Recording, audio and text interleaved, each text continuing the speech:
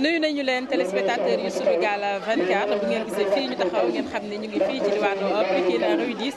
fii ñu taxaw suñu gannaaw la ñu fàtte woon ki nga xamante ne nag moom mooy Fatou Kiné Gaye moom mi la nag ci amaloon bi la ñaaw def du kenn nag du ki nga xamante ne moom mooy Xaasim Ba loolu moo tax bisu tey bii équipe bu Sunugal 24 daal di ñëw ci bile bërëb fas yéene nag saafu nag askan bi waaye tamit fas yéene teewee li nga xamante ne moom mooy ab sitting boo xamante ne nag population yi nekk fii ci diwaanu Pikine Rue 10 dañ ko fas yéene amal fii ngir naqarlu li nga xamante ne nag def nañ ko ki nga xamante ne moom mooy Fatou Kiné Gaye mu nekk ay moment yoo xamante ne benn yoon nga koy dund sa àdduna kenn dootu ko fàtte loolu la ñu fas yéene dëgte leen ko tey waaye duñu def lu dul nag ànd ak yéen xool askan bi lan la ñu fas yéene nag wax ci bile sitting lépp loo xamante ne tukkee ne fas yéene lañ ko dégtal ci biir chaîne li nga xamante ne moom mooy Sunugal 24 topp waaw wala sa doole ñun nag dañoo toll ci naqarlu ko ak suñu làmmiñ nguur gi mun ñoo dégg mun ñoo tinu ci li nga xamante ne moom lañ nekk tey loolu moo waral daje bi nga xamante ne moom lañ daje fii daje bi nag ku ñu gis bu ñu waxee ak bu ñu waxul suñu xol yi dafa naqari ba si kanamu yàlla macha allah ñu gën a ñaax njaboot ji ci di yarante képp kuy njaboot buñ la joxee njaboot defal sa kéemtalaay kàttan nga yar ko li la ko diine islam santé sa kéemtalaay kàttan li ci des nag mbiru yàlla la waaye ku ne xam na ne réew mi ni muy doxee nii doxeewul ni mu war a doxee ngor amatul jom amatul liggéey am xaalis amatul liggéey gëm liggéey pour mën a am xaalis nekkatul ci kenn ku ne yaa ngi jàpp ne bis tey war ngaa yeew rek nekk milliardaire loolu nag mun na dugal doomu aadama ci lu ne te lu jëm ci doomu aadama nekk na loo xam ne lu rëy loo xamante ne di ko faat ëpp na loolu alquran dankaafu na ci nit ñi alquran wax na ci baat yi doy waar yoo xamante ne lu jëm ci rey doomu aadama tay ko fi ngay mujjee mooy dugg safara wa iyaazu billah te xaalidiina fiihaa la ci teg te xaalidiina fiihaa bu ñu la ko waxee rek mooy yow yaa ngi ci suuf sa pen la xaw ma perpète lañ koy wax xaw ma condamné à mort dootoo génnaat foofu loolu nekk na loo xam ne lu doy waar la imam nag olof yi ñoo xaw a doy waar moo tax ma jël micro bi di ko jot lil ci suñu kéemtalaay kàttan ak nu mu ko bëggee di leen wax ne ñun daal li ñu bëgg a wax ëpp na mais mënuñoo génnee lépp ndax naqar bi foo ko natt passé na ko maa ngi am ay appel fii ba Touba ak feneen ci gox yi fasantikoo yoo xamante ni ñu ngi naqar lu mel nii ak yeneen yi fii xew kon nguur gi bu fekkee mu ngi ñuy dégg incha allah nañu taxaw loolu lañ bëgg waxuñu quartier bi kese waaye Sénégal gi yëpp dañoo bëgg mu taxawuñu ñi nekk si jàmm mënoo nekk sa réew te nekkoo si jàmm Serigne Touba radiyallahu taala anhu dee gannaaw bi ñu ko laajee àdduna lan moo fi gën mu ne jàmm ñu ne ko lu gën jàmm mu ne gisuma kon jàmm mooy tax nga tal lu ne boo nekkulee si jàmm sa xel du dal kon mbokk yi liñ bëgg a wax ëpp na lii waaye bëri na ñoo xam ne dañoo war a jël kàddu incha allah maa ngi waxee ci kàddu imam asalaamaaleykum wa rahmatulah taala wa barakaatuhu. waaw di gërëm waa Pikine yëpp jiital ci ñoom Algora ak ñi nga xamante ni ñëpp ñoom ñoo jël initiative bi ginnaaw bi jéye ji amee ngir naqar wi nga xam moo nekk ci dënnu waa Pikine ñu mën ko génne waaye itam njàqare ak tiitaange gi nekk ci ñoom ñu mën a yëkkati ay kàddu jëm ci li ko waral ngir ñaan ñi nga xamante ni ñoom lañ dénk ñu jël ci ay matukaay ba nga xamante ni dootuñu xaar ba jaan weesu ñuy topp watees gi di dóor ba dégg may wax loolu suñuy kàddu ci ñett la jëm benn bi mi ngi jëm ci ñun askan wi njaboot bi benn bi mi ngi jëm ci ñi nga xamante ni ñooy autorité locale yi muy maire Pikine Nord di maire Pikine Ouest ak maire Pikine yëpp beneen bi mi ngi jëm ci état bi lu jëm ci njaboot yi yaakaar naa ne Pikine amoon na grand banditisme mais foog naa ne ci taxawaayu waa Pikine ak taxawaayu takk der yi ak nguur gi loolu féete na ginnaaw ba tax na sax amaana moo tax bi liy amee ñu bëri jàpp ne loolu moo dellusiwaat ay agresseur ñoom ñoo def jéye ji waaye li ñu gis moom mooy lépp ci biir njaboot yi la xewee boo demee fële ñuy jaaree Siteu ak waa jàmm gën yi tamit ci biir njaboot yi la amee kon nag ñu war a xoolaat suñu bopp nun ci yar bi nga xamante ni moom la ñuy yar xale yi ak itam pression bi nga xam moom la ñuy teg ci xale yi rawatina xale yu góor yi te ngay takk jabar looy xaar xanaa amagoo liggéey ba tax ñu dugg ci loo xamante ni amaana moom mooy indi jëye yu mel nii nañu yërëm xale yi gaa def ci ñoom jom waaye accompagner leen ba nga xamante ni li ñuy xaar ci ñoom amaana dina am moo gën ñu leen di teg ay pression yoo xamante ni moom mooy indi yenn comportement yoo xamante ni burul Barça ak Barsaq ci yu mel nii lay doon. li jëm ci li nga xamante ni moom mooy fii jëye ji amee place publique bii nga xamante ni moom mooy place publique Louis Diop yaakaar naa ne waa Pikine Nord yàgg nañoo jooytu insécurité bi nga xamante ni dafay am aux abords et à l'intérieur de la place bi du lieu du dortoir du foo xam dañ fi war a ñëw di nelaw waa gox bi ak tàngoor wi di ñëw ñoom ñoo fiy génn toog di féexlu dañ ko war a éclairer ba mu leer naññi tali bi il faut ñu éclairage public bi il faut que ñu parce que ñiy def yooyu agresseurs ak yooyu li leen di nekk seen premier partenaire moom mooy ñàkk éclairage public ñuy woo maire Pikine Nord di woo maire Pikine Ouest dinaa ci dellusiwaat ngir ñu éclairer sunu mbedd yi éclairer les grandes artères ba pare itam comité de vigilance yi nga xam ne initiative bu citoyen yi nekk ci quartier yi la ñu appuyer ko parce que loolu dafa bokk ci prérogative bu maire bi defu ko askan wi jóg ñoom organiser wu pour gérer la sécurité au niveau de leur quartier maire bi yaakaar naa ne li mu war a def moom mooy def une gouvernance inclusive boo xamante ni dana tax mu boole leen ci ba dooleel leen en matériel dooleel leen tamit ci lépp luy intéressement pour que ñu mën a gën a taxaw ci sécuriser quartier yi waaye mbir mi fii la xewee Pikine Nord waaye Pikine gi yëpp fi mu ne nii ñoom ñoo nekk ci njàqare ak tiis ak tiitaange tey Pikine booy xool point yi gën a soo te ay agression di fa am ay këf ay téléphone ak yeneen buntu Pikine la booy xool ak fële di fi ñu tuddee technopole bi ndaxte ay jamono amoon na fii ci essence tali mag bi waaye waa gox bi ñoom ñoo jóg xeexal ko seen bopp ci fulla ak ci fayda boobu lañ tàqalikoo ak ay agresseur ñuy woo maire Pikine Ouest moom itam mu def assurer éclairage bi ci bretelle boobu noonu la route du précole ba ci technopole ba ndaxte fu amul lëndëm fu amul ay niche yaakaar naa ne agression mën na fa bañ a ñàkk waaye bu dee dafa lëndëm nga boo fa def sax fit du dal ndaxte insécurité am na waaye sentiment d'insécurité am na te li koy jur moom mooy éclairage public bu manqué loolu am na ci ñuy woo le maire Cheikh Diop le maire de la commune de Pikine Ouest mu jàppale askan bi jàppale waa Pikine yëpp ndax ñëpp fay jaar lieu de transit la ci éclairer zone boobu noonu beneen bi muy buntu Pikine ñi fay këf ay téléphone ak di fa agressé ñu yokk éclairage ba pare également yokk patrouille yi foofu noonu foofu nag damay ñëw ci état bi mooy lan mooy ne département bu toll ne Pikine nga xam moo jur Guédiawaye Pikine moo jur Kër Massar tey Guédiawaye am nañ seen commissariat central Guédiawaye am nañ seen préfecture Pikine ma nga Guédiawaye caserne sapeur pompier bi nga xamante nii moo fi nekk ma nga Guédiawaye te li nga def moom mooy Guédiawaye dafa bokkoon ci Pikine waaye en 1992 bi ñu détaché bi Guédiawaye de Pikine fa lañ bàyyi infrastructure yëpp moo tax nag ñun li ñu bëgg moom mooy ñu defar ñu un commissariat central fii ci Pikine ba pare renforcer ko en matériel renforcer ko en logistique renforcer ko tamit en effectif ndaxte commissariat d'arrondissement bi baax na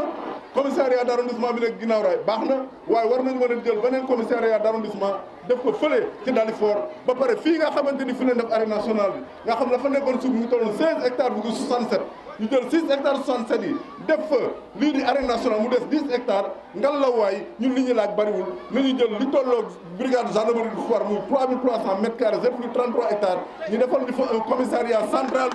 moo gën ñu fay wax ay centre commercial wala leneen ñu defal ñu fa un commissariat central boo xamante ni dafa am effectif yu permanent ba nga xamante ni violence bi nga xamante ni lamb ji da koy généré ak sibool yi booy di expliqué def ci mbedd yeeg yooyu bu ko defee loolu ñu mën koo endiguer loolu moom la ñuy wax état bi mu defal ni ko balaa loolu commissariat Pikine bii ay jàmbaar lañ ndax gis ngeen ni ñu diligenté enquête bii nii opinion bi yëpp dañu mettroon nit ñi ci pistu agresseur waaye ñoom seen professionnalisme moom moo leen may ñu jël recul critique bàyyi pistu agresseur fexe ba xam ne ki ko def moom mooy ki nga xamante ni moom la doon liggéeyandool ñi ciy sant di ci félicité di ci tàngaagal waa police u Pikine di ñaan tamit ñu renforcer leen en matériel renforcer leen également en effectif parce que commissariat bu d'arrondissement bu toll ne Pikine ñaari brigade de jour rek a fa am benn brigade mooy liggéey tey beneen bi liggéey suba loolu yaram antanu ko te loolooy tax du ñu mën a wàccoo ak liggéey bi nga xam moom lañuy xaar ci ñoom. beneen bi ñaari oto rek lañ am ñaari oto patrouille ñuy wax état bi ñuy wax ministre de l'intérieur ñuy wax directeur national de la police nañu jàppale suñu alkaati yi nga xam ay jàmbaar lañ yokk leen matériel yokk leen effectif ba nga xamante ni lépp loo xamante ne daal ci waa Pikine ñoom lañ ko mën a fagal loolu yaakaar naa mooy li nga xamante ni dajul ci waa Pikine li ñu am ci ay mébét jëm ci seen sécurité waaye loolu yaakaar naa bu ñu taxawee insécurité dina wàññeeku ma leen di sant di leen gërëm.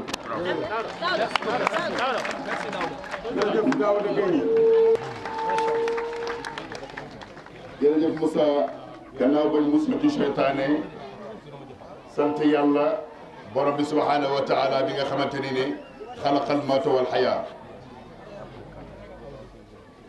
nuyu ñëpp itam ci kàddu salaam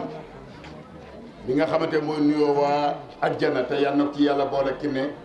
te incha allahu yàlla dina ko ci boole te boole ñu ci ëllëg nuyu population Sénégal ci kàddu famille Serigne Modou Gaye comme niñ ko waxee ñii taxaw ñëpp ay frère am lañ grande sœur am itam mi ngi nii ba mbir mi xewee ba tey itam yàlla dogal ñu jox ma seen kàddu ndax seen baay yàlla moo ñu boole ci alxuraan ba tax soxna Kiné yàlla dogaloon na maa ko maye maa ko ñaan si ñaari wax yooyu nag bu mu leen jaaxal ndax ci famille maam Cheikh Hadji Malick am ku ko ci bëgg magam woo ma laaj ma ne ma kër Serigne Modou Gaye ndax xam nga ko ndax maa fa dëkk sama rakk dafa bëgg soxna ma ne ko macha allahu kër googu ku fa am soxna am fa soxna ndax seen papa alxuraan lay jëfandikoo wal baladu tayyibu yaxruju nabatuhu bi idni rabbi feeñ na ci waxu doomam bii di Moussa ndax ba mu ñëwee jóge fii ñu nekk ak yéen waa Pikine fii ba 4 heures du matin kere bi ma accès wóor na ñi xaw naa saalit ñu dalal ma ñu koy sant moom itam bu ku baax a baax algo taxawaayam rafet na lool initiative bi ñàkkul moom moo ko xalaat moo ko def waaye woote bii tey ñëpp waroon a ñëw kam min fi'atin qalila ghalabat fi'atin kathira bi idnillah wane na ko sant gërëm itam kii nekk Jamra maam Makhtar Gueye wane na ni l'islam itteel na ko waaye wane na ni doomi Sénégal itteel na ko ndax bëri na ñuy coow seen bopp moo leen tax a jóg tey képp ko Sénégal itteeloon moo xam opposant nga moo xam pouvoir nga moo xam kilifa diine nga woote bii tey waroon nga fi mën a taxaw ndax yaa ayyuha alladina amanu stajibu lillahi wa li rasuli ida daakum lima yuhyikum te woote bii jëm na ci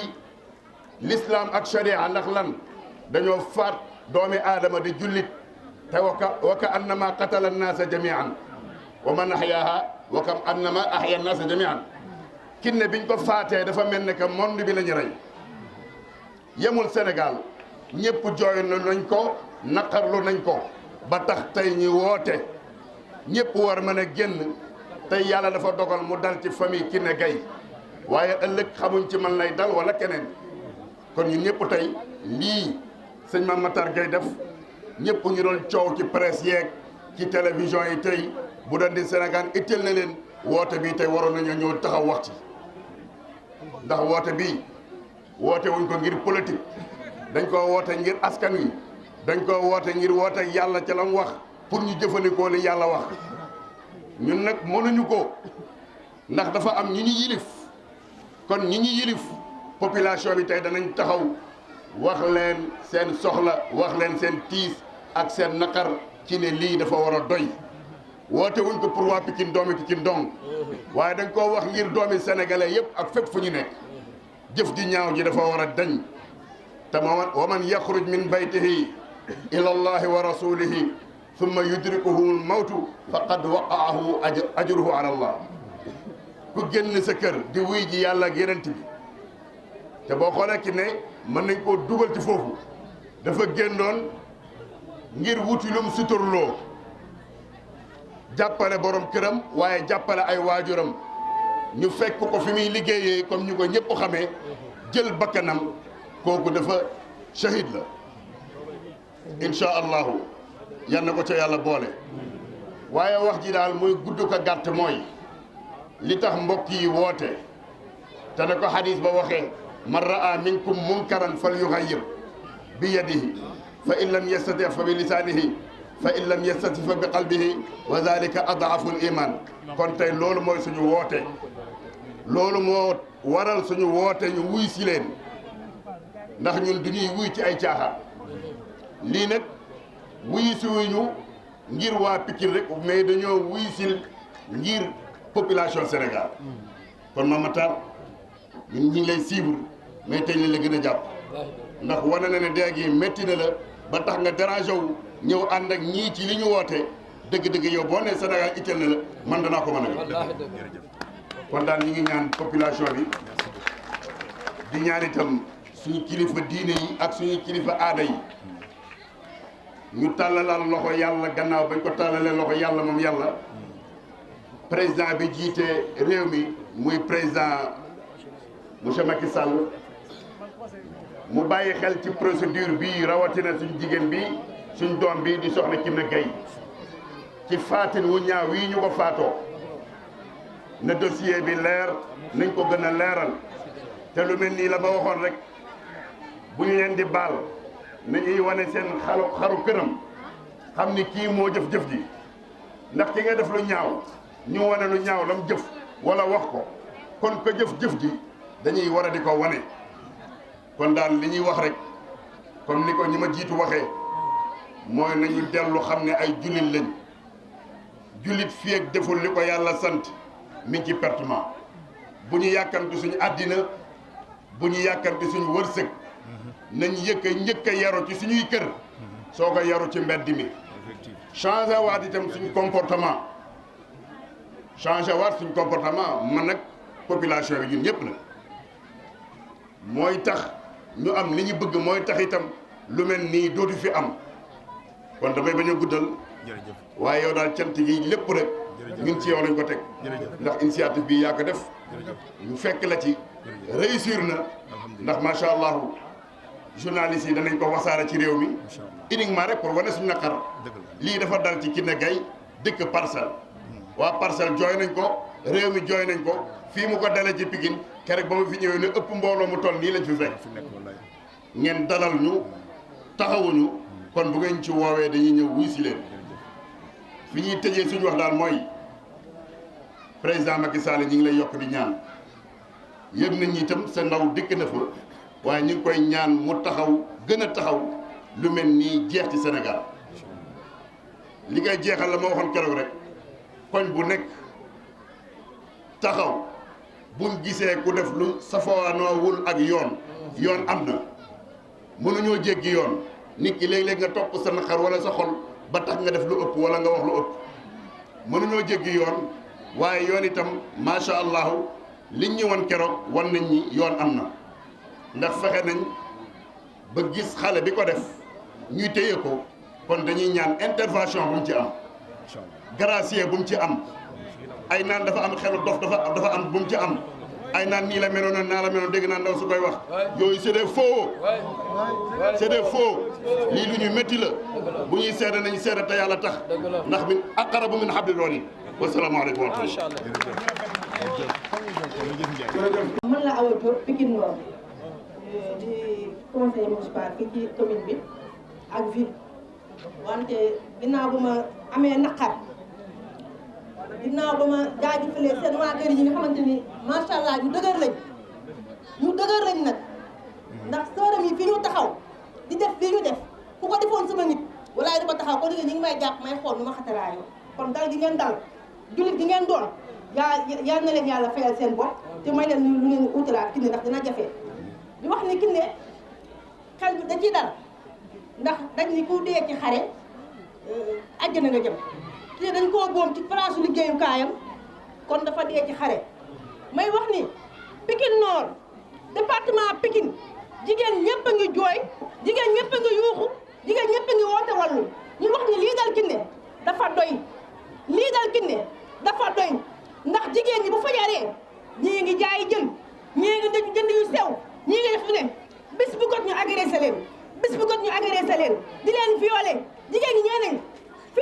jii nii góor ñi bàyyi fii sax neexuma woon fii waroon a fees dell ak ay borom yi musóor ndax ñun la ñuy violé ñun la ñuy nangu suñu alal ñun la ñuy def ci kër yi te ñun ñooy jàppale góor yi ci biir kër yi kon dafa doy bu ñu ki amatuñu nit yoo génn soo génne yaa ngi xaar ku la agressé boo tëddee sa kër yaa ngi xaar ku la fa fekk dara leeratul te nag il faut ñu jaay suñu doole ndax ñun liggéey rek la ñu xam te jigéen il faut ñu liggéey ñuy wax ne Macky Sall li ngay wax man damay wax ne Macky Sall dëkk bi lëndam na sàcc yi bari na agresseur yi bari na xale yu ndaw yi nga xamante ne dafa war a lii xam nga du agresseur donc kon boo yar sa doom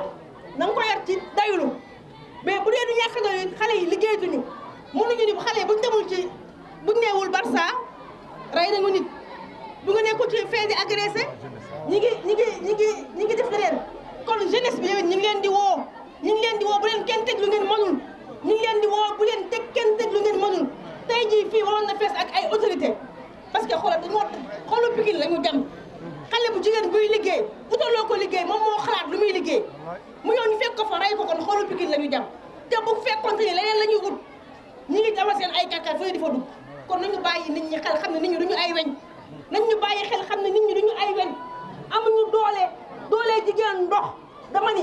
am na jom ba mi ngi liggéeyam keneen am na jom ba mi ngi liggéeyam nañ ñu dimbali leeral dëkk bi dafa la demee xale bi boo ko heure bi ñu ko rey ba heure bi ñu ko gis bu fi sécurité amoon loolu du demee noonu ñu ngi jëm jaajëfal waa police Pikine bu baax a baax man mii rek bari na bokk na li ma leen di woo ci ay situation mais foo leen mën a woo nag wax dëgg yàlla taxaw na ñu liggéey ko mais li waaj wax rek ñun di waa Pikine dañoo soxla armée li fees na ñuy yuuxu fu ñu ko def ñuy xaar agresseurs yi bari na lamp yi bu même bu nee ay teg nañ fa ay lamp du tàkk lamp yi tàkkul loxo yi la ñuy yemul ci Pikine Parcelles Guédiawaye fépp la ñu wax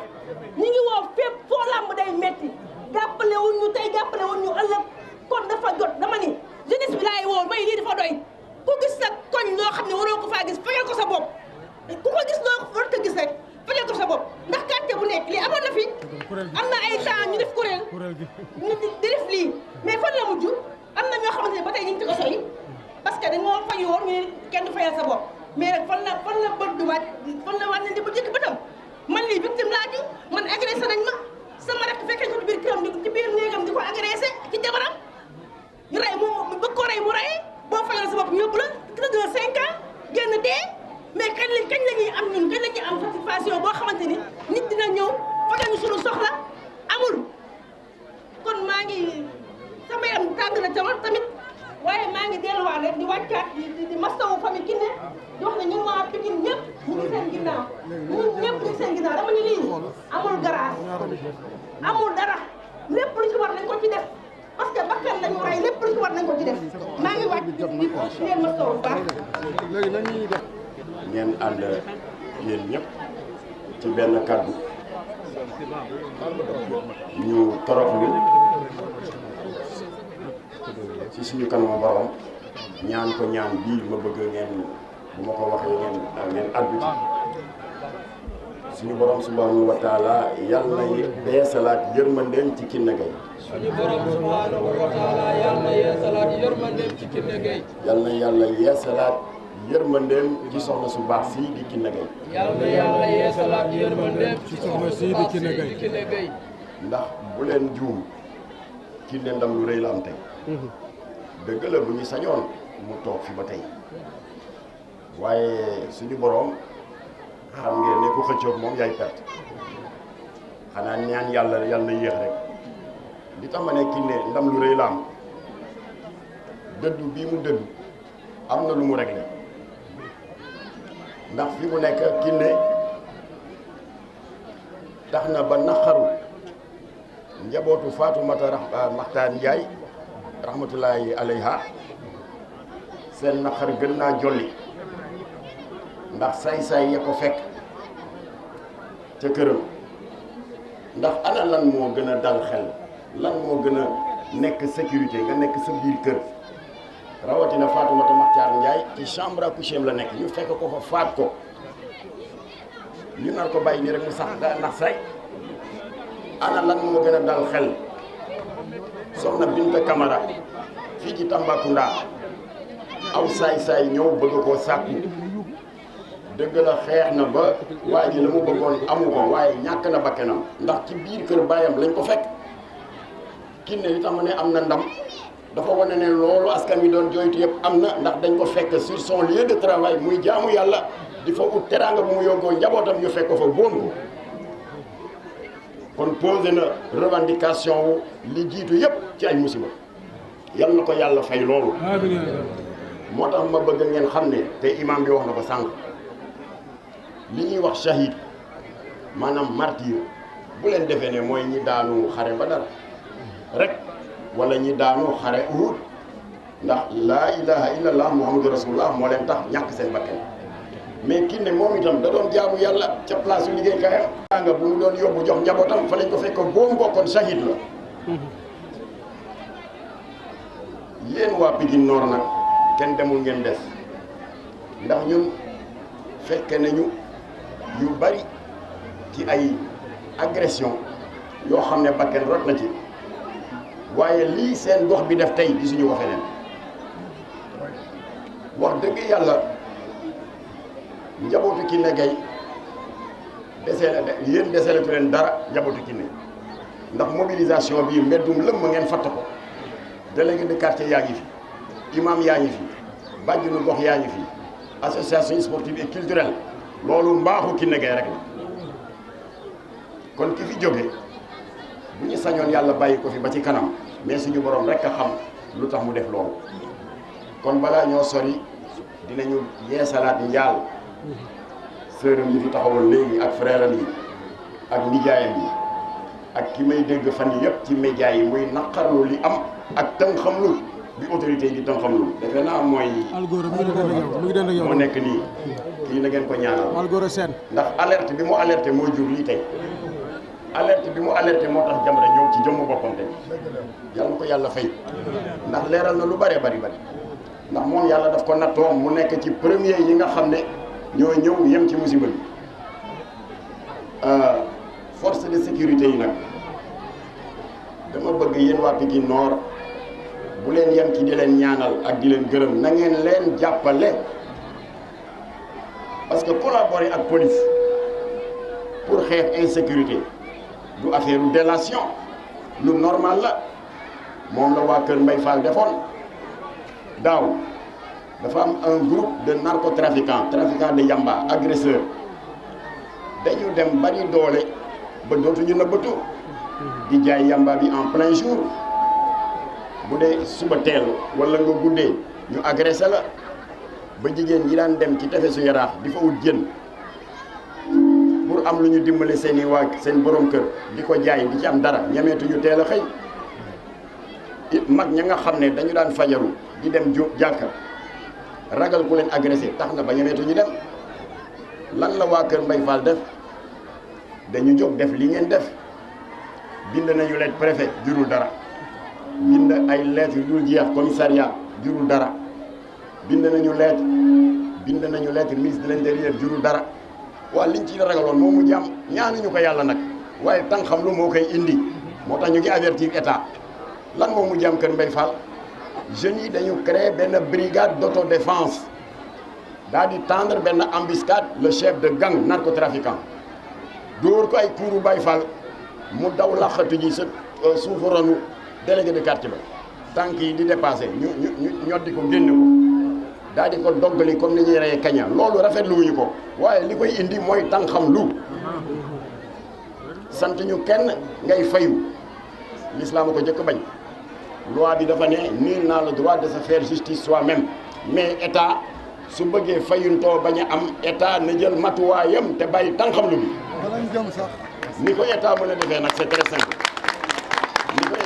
c'est très simple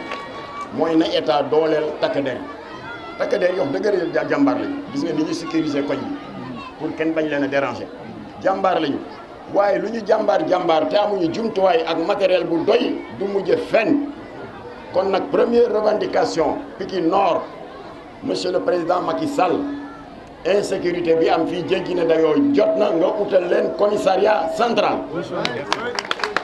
léegi nag bu leen yem rek ci di sàkku commissariat central dama bëgg yéen ngeen créer ay brigade de vigilance ngeen dem di informer police régulièrement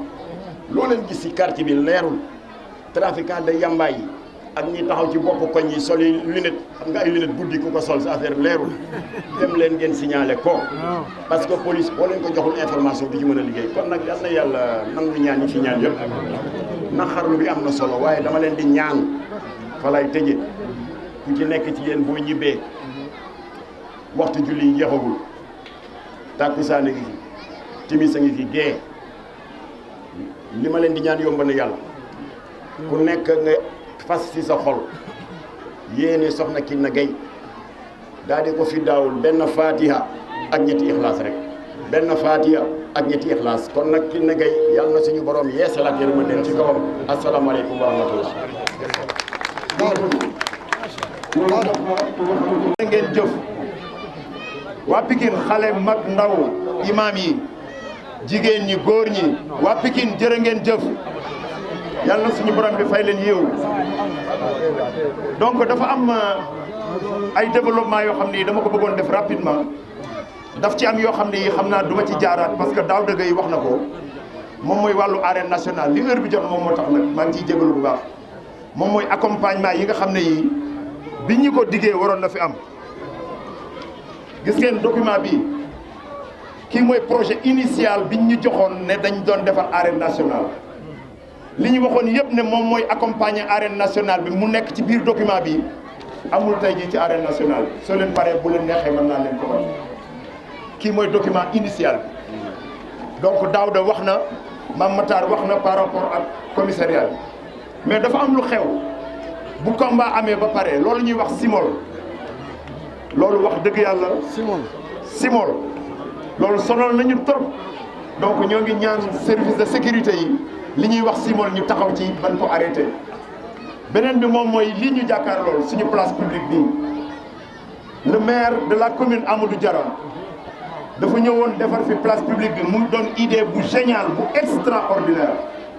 population yëpp bëgg ko ñëpp ñu ñeeñu dañ ñoo ñeewoon ci ku romb nañu seen maire bi il a très bien fait fii mu def wifi fii mu def ay lumières yu doy mais wifi bi dem na lumière yi dem na léegi place publique bi dortoir lañ ko def tey ci suba bi ma jullee ba pare fële laa tàmbale ma ne naa vérifié waat parce que dama daan compter 10 à 15 tey malheureusement 8 laa fi fekk yoo xam ne dañu tëdd banque fii fële laa commencé ba fii 8 personnes ñoo fi fanaan peut-être que heure bi ma doon jóg sax am na ñoo xam ne dem nañu donc c'est un appel monsieur le maire fii dañ ko war a assainir parce que pour ñun la te ñun ñemeetuñ fi dañ ko seexlu léegi s'il vous plaît monsieur le maire ñëwal nga jàppale ñu sa idée bu génial boobu dañu bëggoon nga pérenniser ko nga jàppale population bi pour loolu mu mën a régler liñ ci bëgg moom mooy garab yii dafa xumb ba nga xam ne day nëbb donc ñu mën ko élaguer parce que dañu gis ne amul bëriwul njariñ trop mais ñu koy élaguer di ko defar ba mu jekk beneen bi moom mooy ñu def ci lumière bu doy parce que leeraay li daaw dëggay doon wax bu leeraay amee rek ragal mën na am beneen bi moom mooy ñu assainir espace yi wax naa ko moom mooy ñi fi fanaan ñu lijjanti leen pour ñu jóge fii parce que daawuñu fi fanaan pour ñun ñu mën a occuper suñu tàngaay baa ngi ñëw ñu mën a occuper place bi librement donc loolu demande la ba yoo xam ne bi ñu ngi koy wax à monsieur le maire beneen bi moom mooy lan mooy suñu responsabilité ci li xew il faut ñuy jël suñu responsabilité les délégués de quartier les présidents des ASC lan mooy seen rôle est-ce que ñoom dañu war a délégué de quartier bi rek bind naa këyit soxla naa këyit rek nga defar ko non non non Daouda l'a dit il faut ñu am la culture de la dénonciation bandi yi salte yi ci suñu kër yi la ñu dëkk ci suñu koñ yi la ñu dëkk délégués de quartier yi xam nañ leen si vous avez peur de les dénoncer mais summi leen seen mbubb ngeen jox ko ñeneen s'il vous plaît les présidents des ASC waruñu taxaw rek pour football bi day créer insécurité aussi et pourtant association sportive et culturelle la tudd mais développer la culture tout à l'heure wala démb maa ngi dégg sama le maire Sougou muy wax loolu c'est la culture qui peut faire développer les choses ah Sougou ñoo ngi lay dénk loolu cette culture là mairie bi dénk na la ko wax dëgg yàlla te wóolu nañ la ci bëgg nañ nga développer au nom de ces associations là les maires subventions yi nga xam ne ñoo ngi koy def les ASC mais les présidents d'ASC créer leen ces communautés de vigilance chaque ASC am comité de vigilance am bu boobaa problème bi dina régler beneen bi moom mooy ñoo ngi demander au maire toujours aussi parce que nag mooy suñu kilifa soo leen déggee ñu koy tudd nii mooy suñu kilifa mooy kilifa gox bi su dee am nañ loo xam ne lii moom lañ ko dénk te gisuñu lenn li mu dox ko dañ ko koy réclamer moom mooy déjà am na ay comité de vigilance ba pare yu am existant ces comités de vigilance existants nañ leen renforcer parce que comité de waaye mais s'il vous plaît ouais mais ces comités de vigilance là wax nañ leen renforcer parce que comité de vigilance yi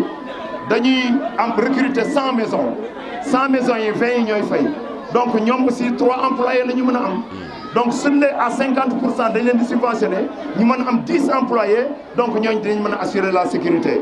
loolu daal bokk na ci li nga xam ne nii bëggoon nañ ko waxtaan ak mbooloo mi mooy comité de vigilance yi mais propriétaire de multiservices yi aussi lan mooy seen responsabilité buntu bi su doon am na gardien Fatou Kiné Gaye du faatu non donc caméra de surveillance war na am ci multiservice yëpp ñoo ngi koy ñaan état dafa war a taxawaay boo xam ne bii multiservice bu amul caméra ak gardien duñ la jox autorisation non c'est pas compliqué du tout donc l'assistance ñoo ngi demander état aussi l'assistance des victimes Fatou Kiné Gaye mënul di liggéey di yóbbul ay njabootam ñuy dundee ñu faat ko ki ko faat ñu jàpp ko tëj ko kaso après njabootu Fatou Kiné Gaye ñu toog di leen xaw non état est là pour les assister les victimes dañ leen war a assister loolu ñoo ngi ñaan état déjà def nañu un premier pas di remercier le ministère de la famille wax dëgg yàlla ñëw nañ kër ga jaale si c'est comme ça état warul tax xam lu comme l'a dit Mame Matar Gueye beneen bi may jeexalee moom mooy nañu moytu di fajal sunu bopp la police est là pour ça boo leen jàppee ku deful noonu yóbbu leen ko police loolu mooy seen rôle fajal sa bopp moo yées agressé parce que booy commencé di fajal sa bopp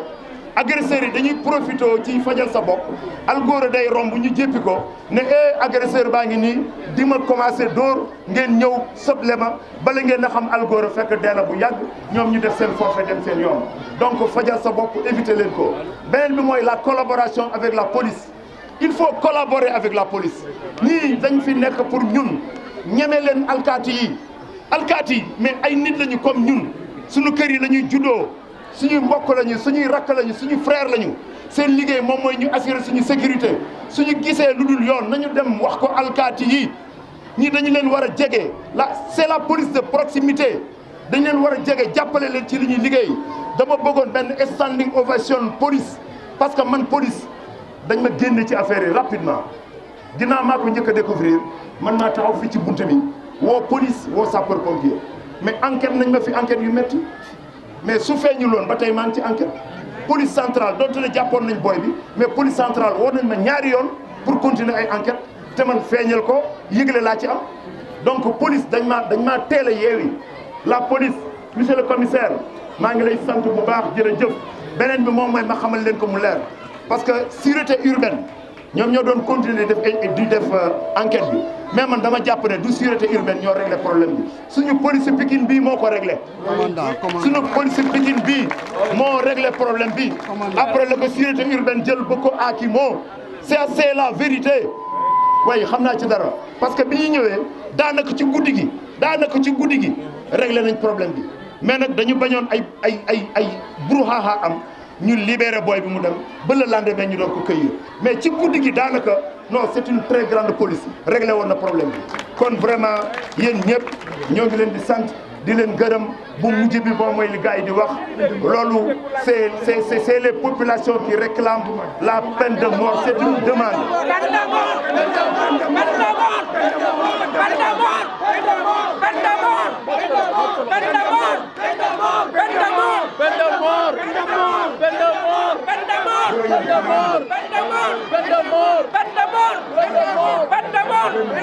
ngeen jëf